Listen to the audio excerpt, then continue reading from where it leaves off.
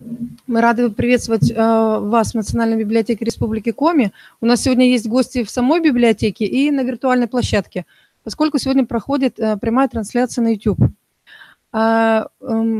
В этом году у нас проходит Год культуры, и в Национальной библиотеке уже ежегодно проводятся Дни Арктики. И вот как раз в Дни Арктики у нас сегодня проходит такое мероприятие, на которое приглашен председатель правления Федерации туризма в Республике Коми Геннадий Марковский. Мы ему обязательно дадим слово. Он нам расскажет о том, что вас ожидает, если вы решили выбрать профессию в сфере туризм, расскажет о специфике профессии, что нужно будет самостоятельно составлять маршруты по Республике Коми. И если вы будете составлять эти маршруты, мы хотели бы показать вам пару сайтов, которые будут полезны вам в учебе и также при составлении маршрутов. Для того, чтобы выйти на этот сайт, первый сайт, о котором я хотела бы сказать, это Национальная электронная библиотека Республики Коми. Слышали про этот сайт? Значит, набираете Национальная электронная библиотека Республики Коми и выйдете вот на такой сайт. Здесь можно... поисковая система. Можно здесь выбрать коллекцию, например, собрание библиотек и других фондодержателей. Подколлекция Сыктывдинская ЦБС. Это такой совместный ресурс, который мы формируем с крупнейшими фондодержателями республики. И в Сыктывдинской ЦБС нажимаем кнопочку «Найти». У нас результаты поиска, 49 результатов поиска. Теперь мы перейдем на третью страницу. Здесь мы найдем такой документ, называется «Родина моя, 425 лет, село Выльгард». Загружаем. Здесь я уже зашла под своим логином. И как раз на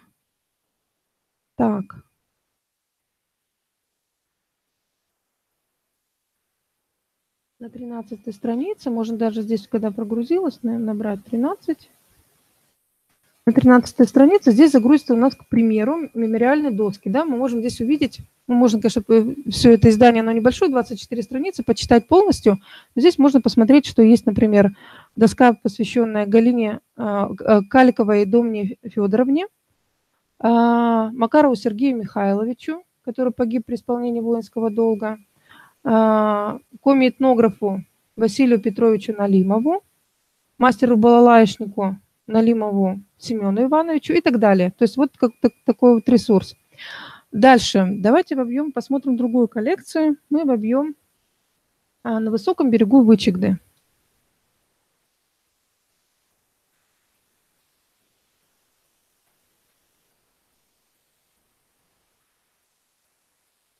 Так, здесь я...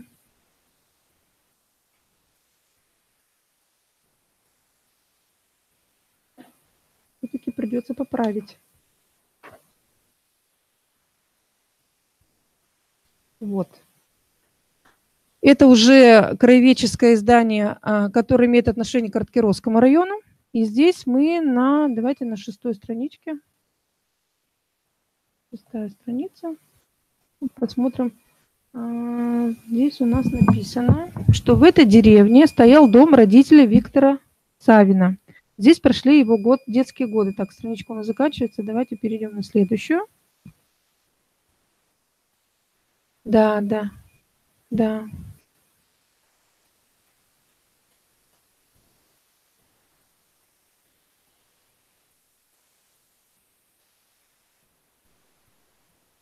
И здесь вот как раз рельефная надпись.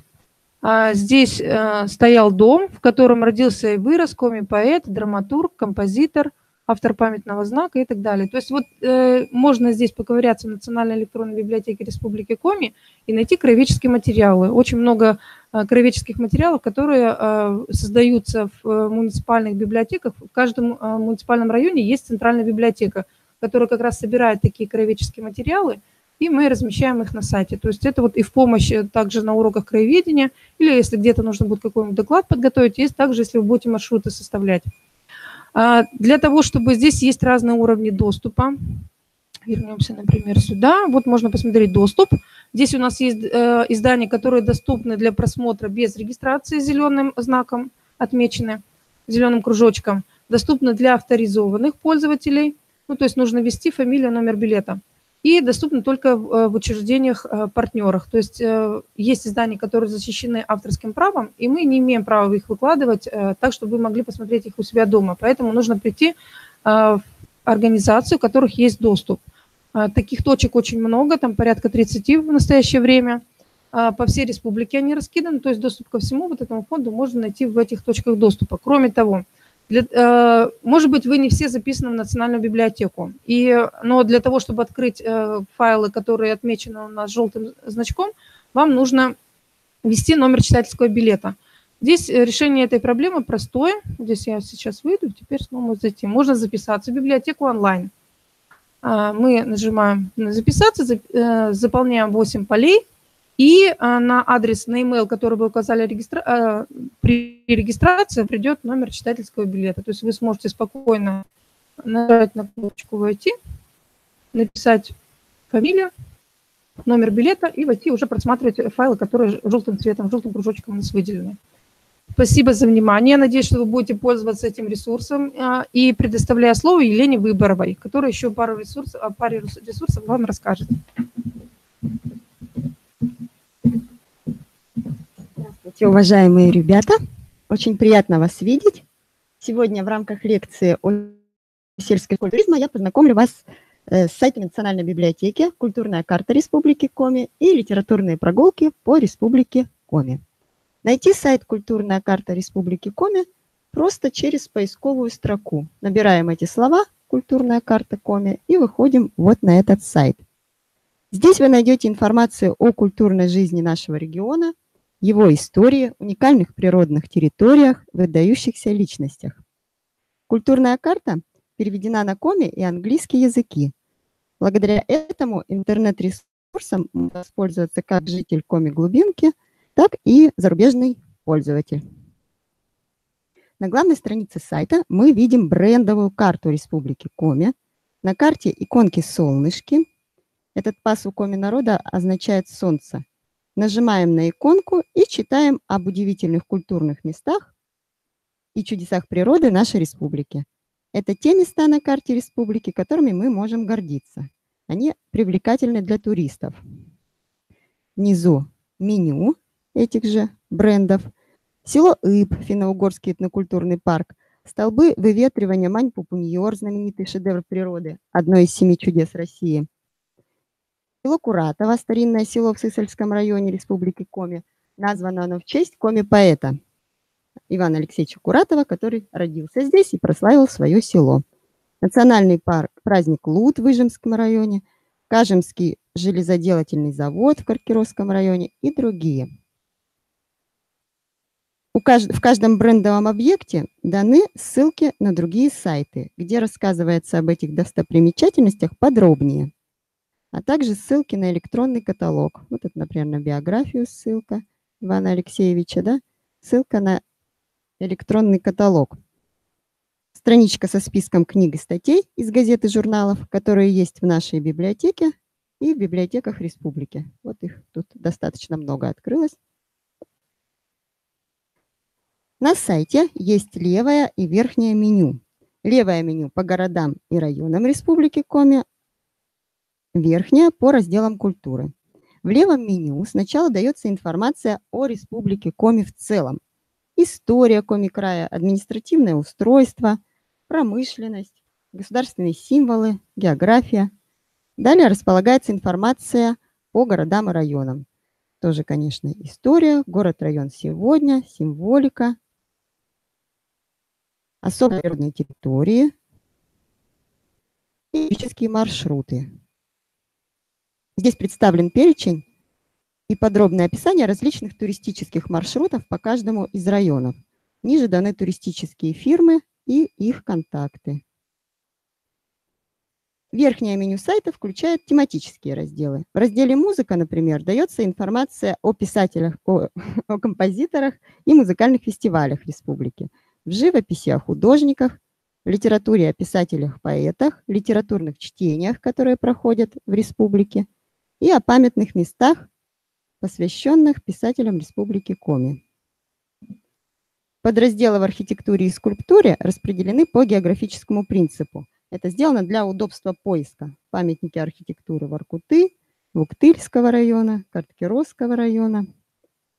И в скульптуре то же самое. С культурной карты через верхний баннер мы с вами можем перейти на сайт «Литературные прогулки по Республике Коми». Это интерактивная игра путешествия. Ну, точно так же, конечно, этот сайт можно найти через поисковую строку, набрав «Литературные прогулки по Республике Коми».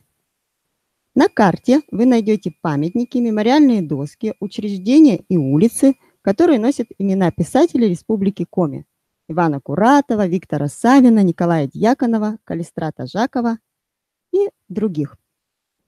На первой странице сайта представлен справочный материал о проекте, условия игры и поиск.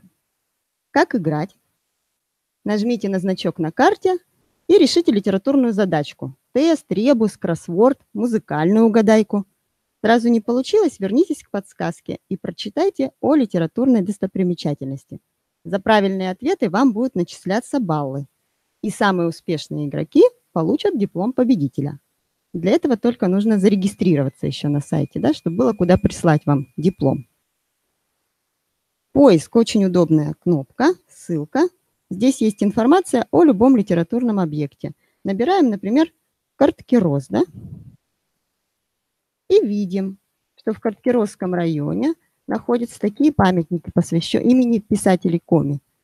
Бюст Виктора Савина, литературный музей Виктора Савина, улица Сухановой, улица Лебедеву, посвященная, библиотека имени Лебедева и другие.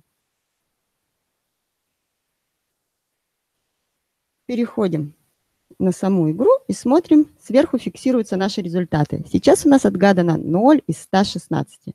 Вот ссылка «Войти» сверху. То есть мы можем зарегистрироваться, чтобы продолжить игру завтра-послезавтра, не потеряв сегодняшний результат. Давайте заглянем, например, в Ударский район и найдем Центральную библиотеку имени Альберта Ванеева. В селе Буткан Ударского района родился Альберт Ванеев, народный поэт Республики Коми. Это здание библиотеки. Именно Альберт Ванеев является одним из инициаторов проведения республиканского праздника Коми-книга. И вот такой вопрос.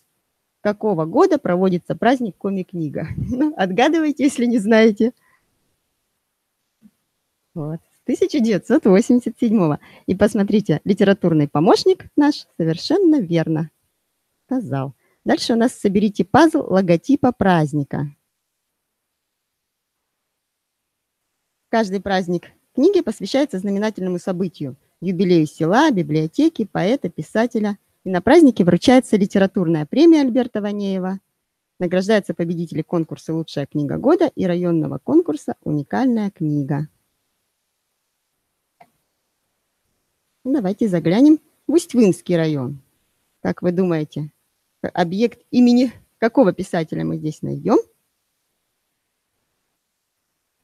Здесь мы посмотрим Жешертскую библиотеку филиал имени Серафима Алексеевича Попова.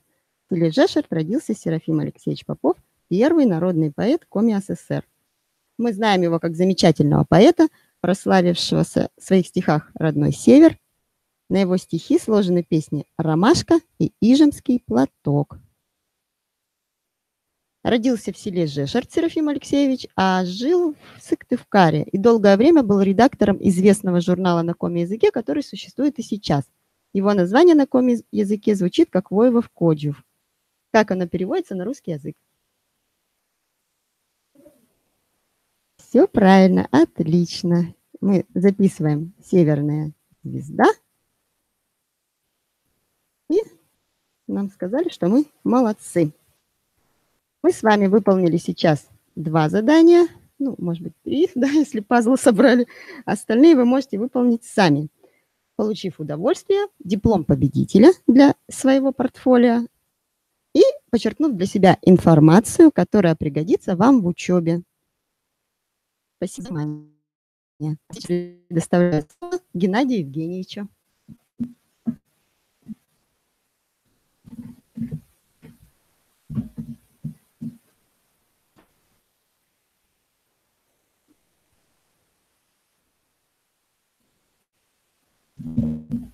Добрый день, дорогие друзья. Добрый день, уважаемые коллеги. Я рад с вами, тех, кто нас сегодня видит по видео. Сегодня мы с вами про туризм. Сегодня мы поговорим про туристическую деятельность, о том, что это такое, так сказать, насколько это можно у нас в Республике Коми и этим заниматься.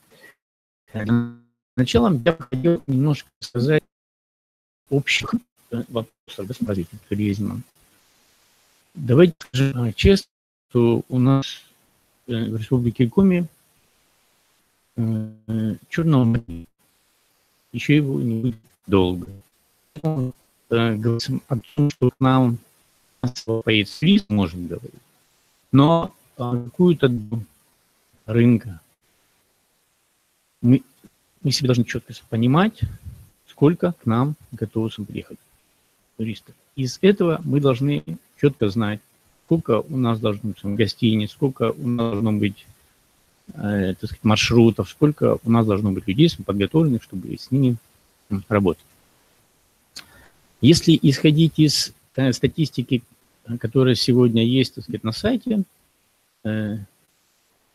министерства, то ежегодно Республику Коми посещает около порядка 100-127 тысяч. Это примерно 270-280 человек в день. В принципе, для такой группы у нас есть разработанные маршруты, люди, кадры. Является ли туризм сегодня у нас бюджетным, образующим? Наверное, нет. Если смотреть на цифры, то 1 рубль, вложенную в нефтяную отрасль, приносит около порядка 10 рублей прибыли. 1 рубль, вложенный в туризм, приносит 0,76 копеек. Так говорит статистика. Но на самом деле ситуация немножко не так. У нас в Республике Коми работает более 70 фирм. Не работают. Значит, они получают прибыль. У нас в Республике Коми работает более 10 частных компаний. Не работают. Значит, они получают прибыль. Чтобы данная сфера деятельности стала бюджетной, нам необходимо, чтобы количество тех, кто к нам едут, в Республику Коми, должно быть измеримо с количеством наших жителей или выше. Что для этого нужно сделать? Первое. Нам необходимо повысить, чтобы сюда к нам приезжало как можно больше людей. Что для этого нужно делать? Нам необходимо как можно больше говорить о нашей республике, привлекать в нашу республику. Какие же специальности нам сегодня нужны для этого? Я своим студентам всегда говорю о том, что давайте будем говорить честно, в туризме у нас используется до 70%, так сказать, не квалифицированный рабочий труд. Поэтому говорить о том, что нам нужны, так сказать, люди с высшим, да,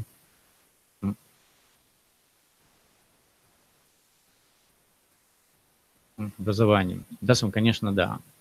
Но в целом, нам нужны, в общем-то, кадры среднего звена. И с тем, чтобы люди могли получать данную специальность, да, хотелось бы, чтобы они поняли, что это такое вообще, с чем это связано и как здесь можно работать. В связи с этим мы разработали проект, который называется «Родовой пас». Это сельская школа туризма. Почему сельская школа?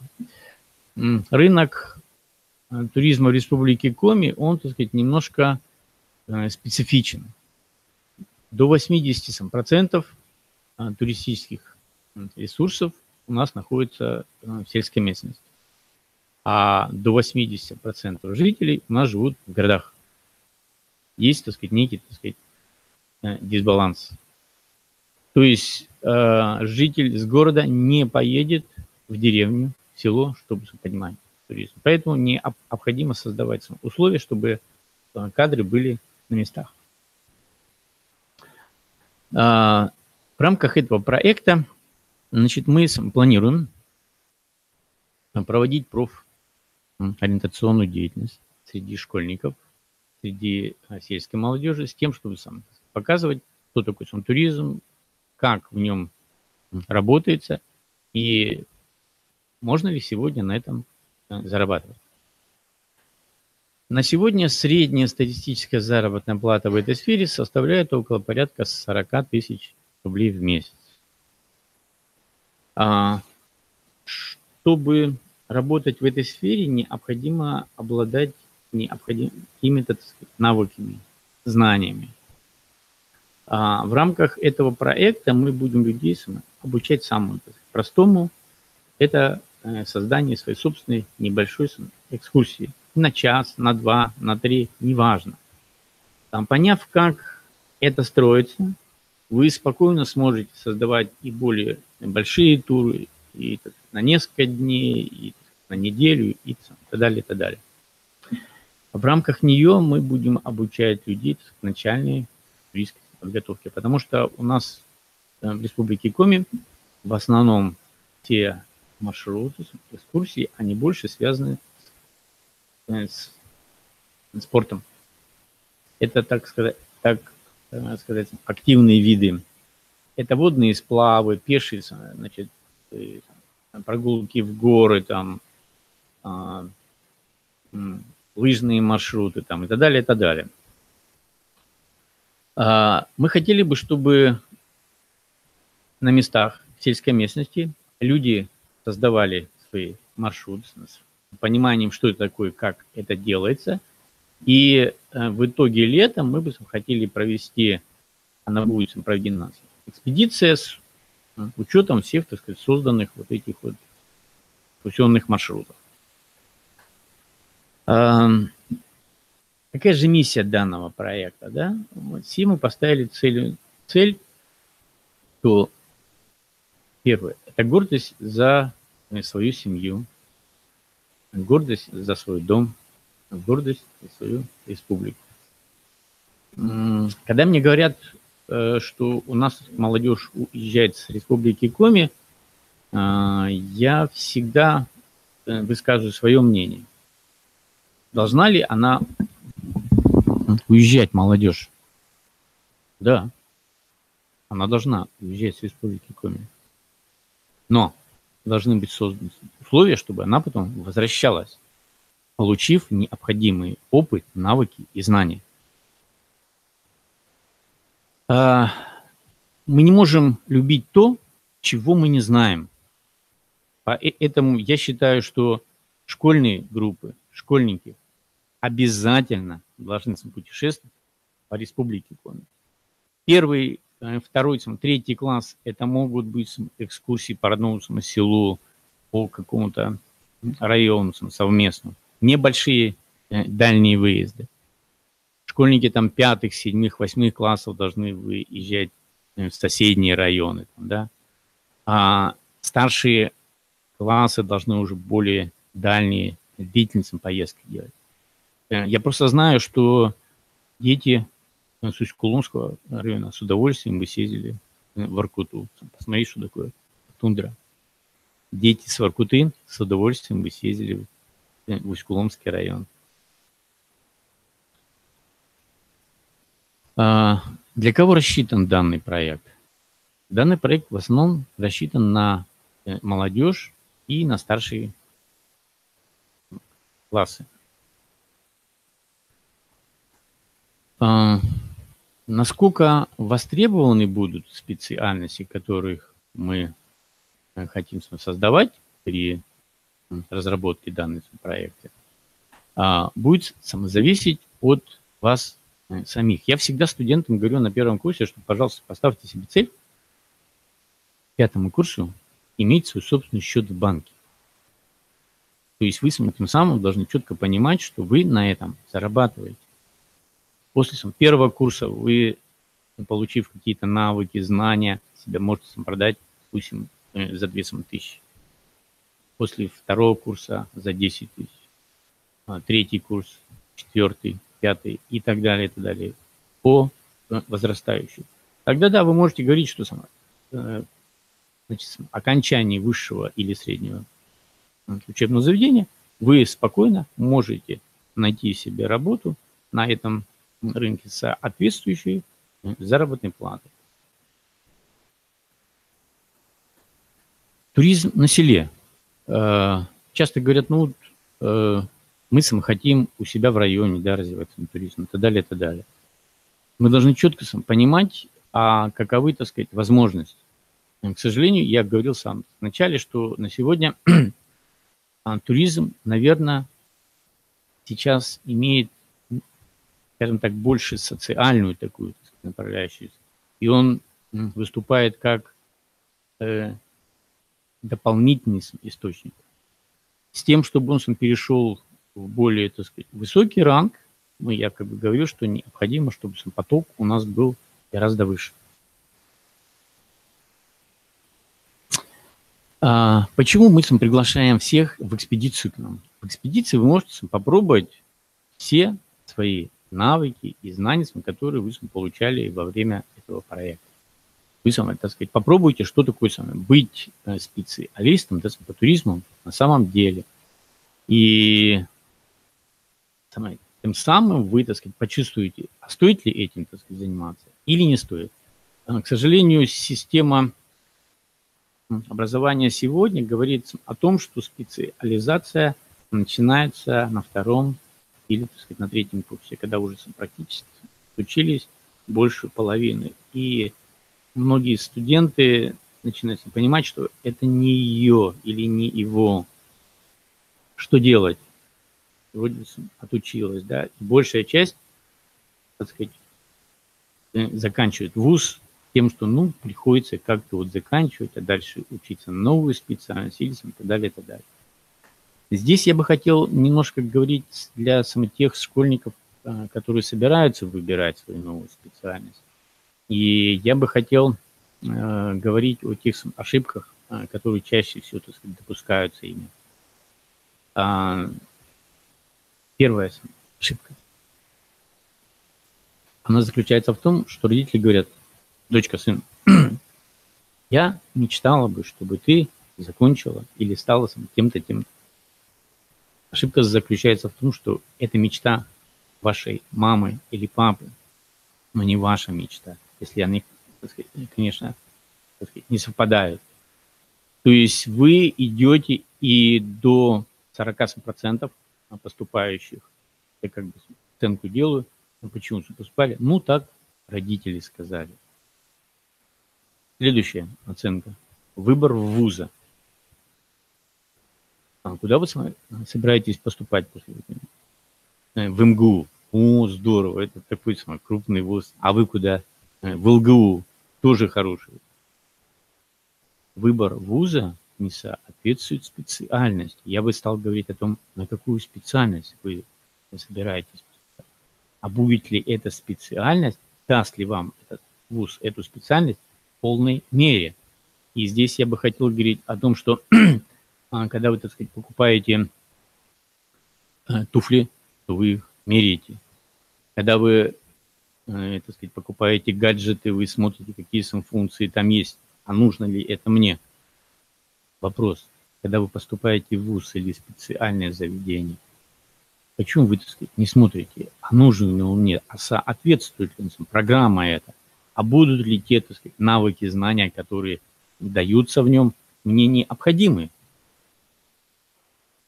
Следующая ошибка.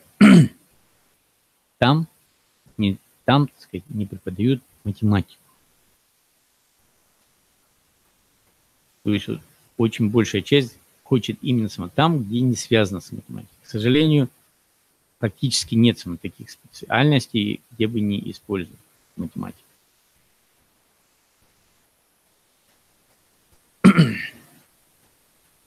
В чем отличие нашего проекта от других проектов? Отличие состоит в том, что мы даем возможность попробовать своими руками, что такое специальность. То есть не на слуху, не на бумаге, не кто-то читает, а вы сами пробуете. Потому что если вы хотите быть юристом, идите в суд, смотрите, как там делается. Хотите быть медиком, идите, так сказать, на работу в больницу, смотрите, что это такое, и вы сами поймете, в чем тогда состоит его суть. В рамках этого проекта, вот тут есть, так сказать, карта, да, которую примерно мы, так сказать, накидали, как будет выглядеть у нас маршрут. 14 дней. Мы планируем пройти так называемое кольцо. И в рамках него мы хотим показать, что на юге Республики Коми есть что смотреть, есть чем гордиться, есть на чем зарабатывать. Я приглашаю вас всех в этот проект. Спасибо большое, если есть какие-то вопросы.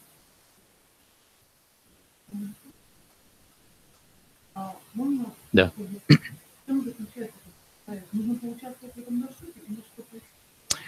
Значит, здесь идет следующее. Вы, так сказать, регистрируетесь в данном проекте. Дальше, так сказать, получаете задание по разработке своей собственной экскурсии. Как она строится, как, так сказать, формируется, как идет выбор, так сказать, объектов показа.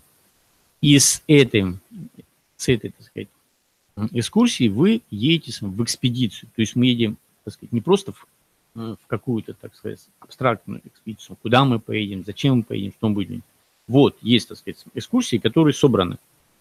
Вы разработали экскурсию А в селе Б, и мы едем к вам в село Б.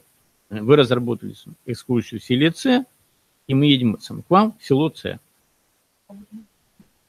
Моя экскурсия должна вот где-то на этом маршруте быть? Или маршрут подгоняется по ссылке? Да, маршрут будет подгоняться под тех, кто будет создаваться. Зарегистрируйтесь, так сказать, на сайте ВКонтакте есть ссылочка, прям, так сказать, набираете родовой пас, вот, и ВКонтакте есть родовой пас, прямо, так сказать, набираете его и выходите на эту группу. Там все уже есть, уже идут, так сказать, шаги. Мы расписываем поэтапно, что нужно сделать, как нужно сделать и самое главное, зачем это нужно. Да. Бесплатно.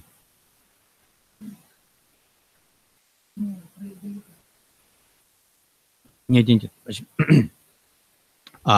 Мы получили грант. В рамках этого гранта все, так сказать, затраты вашего участия в этом проекте бесплатно.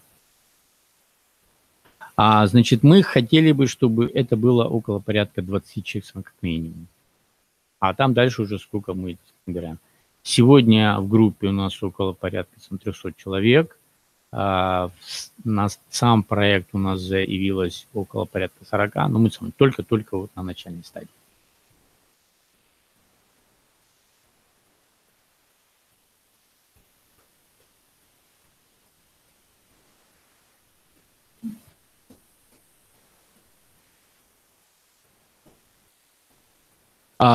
Сам, так сказать, маршрут будет реализован в конце июня, в начале июля месяца этого года. 14 дней, примерно 1000 километров. Если у вас будет экскурсионная программа с плавом, то да.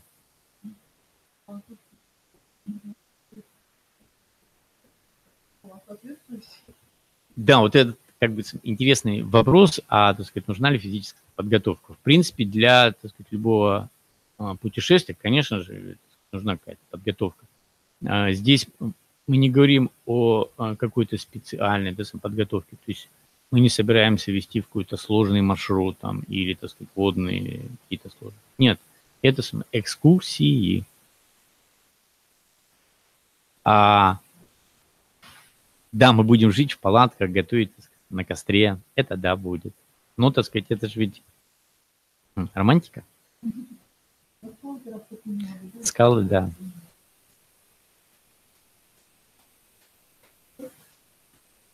Да, конечно, да, обязательно будет, потому что, так сказать, мы планируем каждый день, чтобы у нас будет свой, так сказать, полевой душ, ну а также будут, так сказать, бани сельские.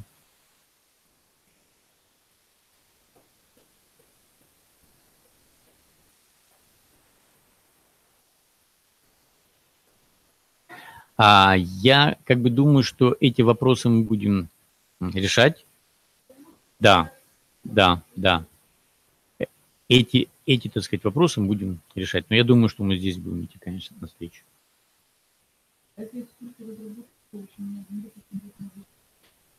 Да, обязательно будет это конкурс, потому что мы должны четко понимать, что также, так сказать, в общем-то, так сказать, на рынке, да, определяются лучшие.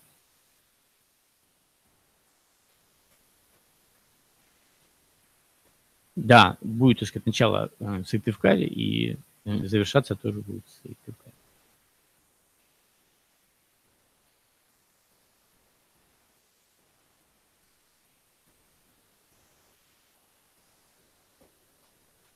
Спасибо большое.